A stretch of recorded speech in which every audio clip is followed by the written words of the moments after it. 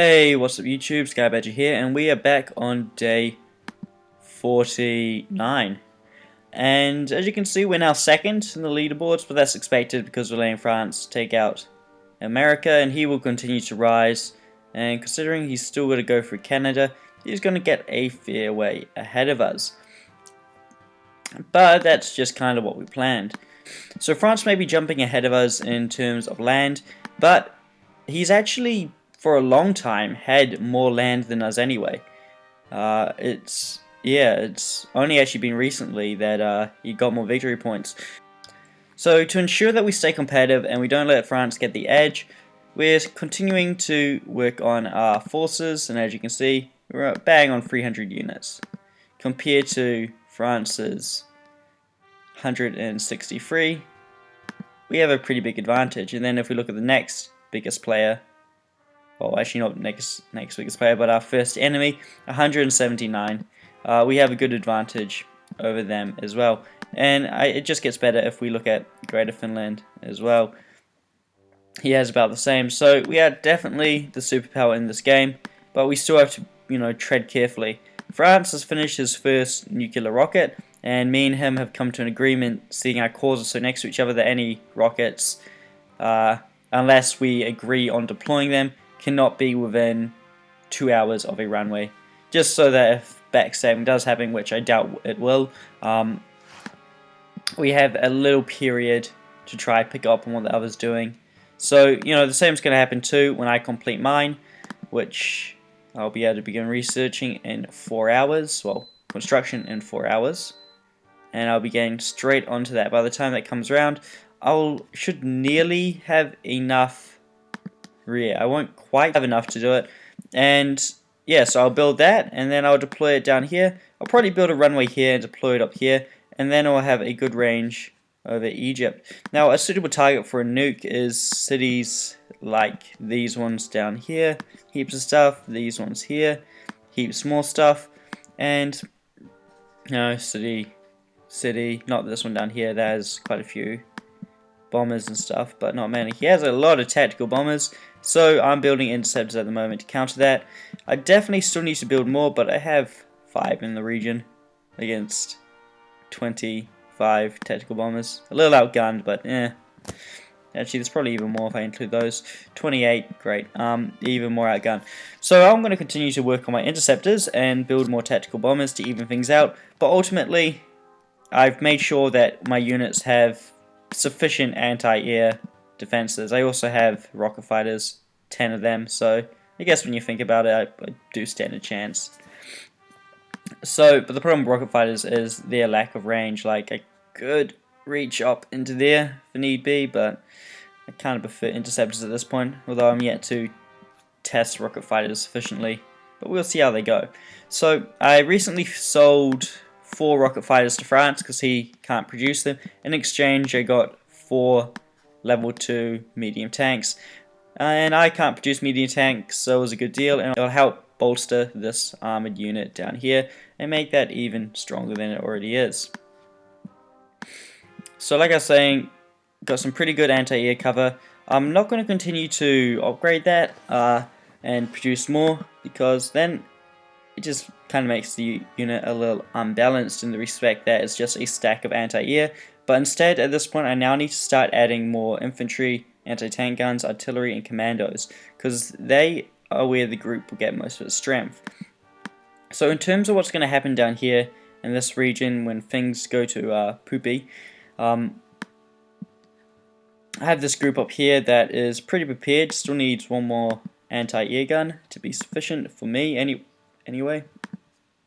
So let's make that. So basically what's going to happen is these troops up here, which I know there isn't many of them, are responsible for taking this down here. These groups here will march up and take that, while these 2 groups down here will be responsible for marching out and taking these 2 territories here. We'll make a hold here until we know we can take that, which we'll know pretty early on, but there isn't much more resistance until we get down to here, and that is a long way walking with just tactical bombers shitting on your head. So that's why I've got anti-air. So we're not going to attack for quite a while yet, but I just like to, talk you guys through what I'm thinking at this point. Chances are we're going to let France attack Canada, and at that point, Egypt is moving his troops again. I've been tracking this group for so long. I wish he'd just stop moving it. It's been up in here, it's been down here, it's been up here, it's been down here. It's been everywhere. So got to keep an eye on that. Anyway, I'd rather it over here than down here. So, with what's happening over here at the moment, since we last were over here, France has taken a fair bit of territory, as we can see, and he's pushing forwards. Now, I haven't seen much of Northern United States troops, so I suspect he may be making a hold here and here. I can see that fortification has gone up a level since I last viewed it, so it could be the case that he's going to try and make a stand up here. He has access to most resources except oil and metal from there, but you don't really need oil. You can make a good infantry army, but you'll need steel, and he's going to lack that. He also has militia, max level militia, starred unit militia. The super good stuff, and this stuff isn't actually half bad when it is defending against infantry in a forest. It's actually pretty formidable, even more so than regular infantry. So it'll be interesting to see how that goes there. I'm also moving my ships in just to bomb troops that may be stationed in Boston. I'd move up to here and try bomb Hartford, but I don't have the range, so I'll be sending those up there. So, like I said, as the game progresses, before you take Egypt, France is probably going to take out Canada, and then we'll go for Egypt after that. Canada probably won't be too hard. So, we've already talked about the fronts over here, what I plan to do over there, and what's going to happen down here is a completely different story. As you can see, I have this large artillery piece. Also, just jumping back over here, I use this large artillery piece just to blitz the troops in here and use the artillery from these two smaller units to make that an even quicker process. If he wants to leave the city and attack me, he can, but I'm not going to make the same mistake Poland and Greater Finland did early on. I'm not walking in there. Now, at the same time, it is important that I do keep moving because of rockets, like these ones down here, as they will have just slight range into there, but as long as he doesn't move any rockets further up, I should be all good. So it might be worth sending this unit up into here to capture that, then down into there. And basically, I'm just going to do the same thing up here, except it's just going to take a lot longer. I'm just going to shell it over a longer time.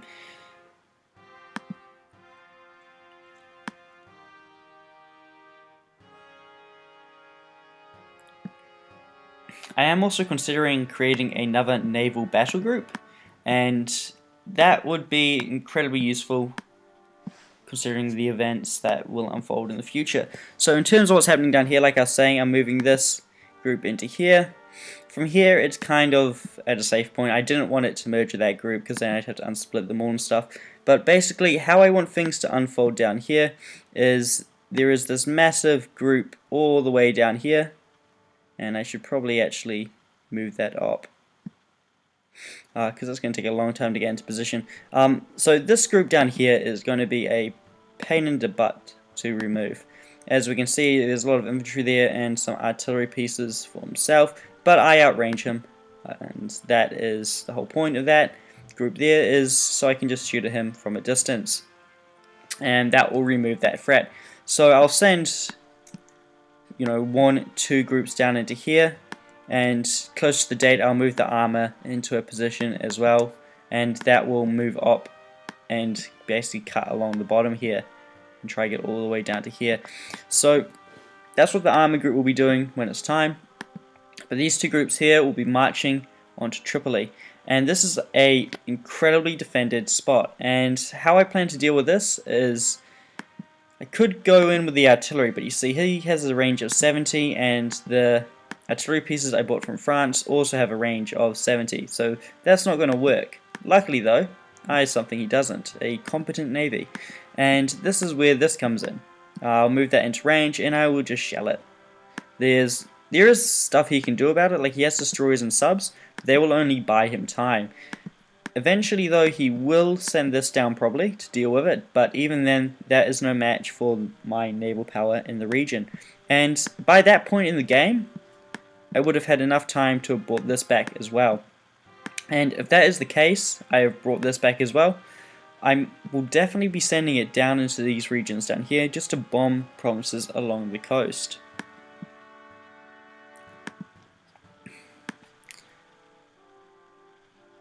And one of the main things I want to emphasize about this attack is it is about speed. I'm not stopping for nothing, and I'm not trading the initiative. I'm going to stop and let artillery do its thing to minimize casualties, but there won't be any stopping, and I'm not going to take any unnecessary casualties. So I'm not going to walk into fights I don't have to fight. If he's on the defense and I take the initiative, then he has to counter-attack me. So, for instance, what I mean by this is when I get down here, I'm not going to walk into there and try capture it. I'm going to send artillery out, I'm going to capture the area around it, and it can sit there. I want to deal economical damage as well as destroying his troops. It's all good and well to destroy someone's troops, but if they have the economy, they can be replaced. But if you don't have the resources to replace troops, then what is the point of, if they don't have the economy to replace troops, then killing them makes it so much more meaningful. So basically, we're going for land.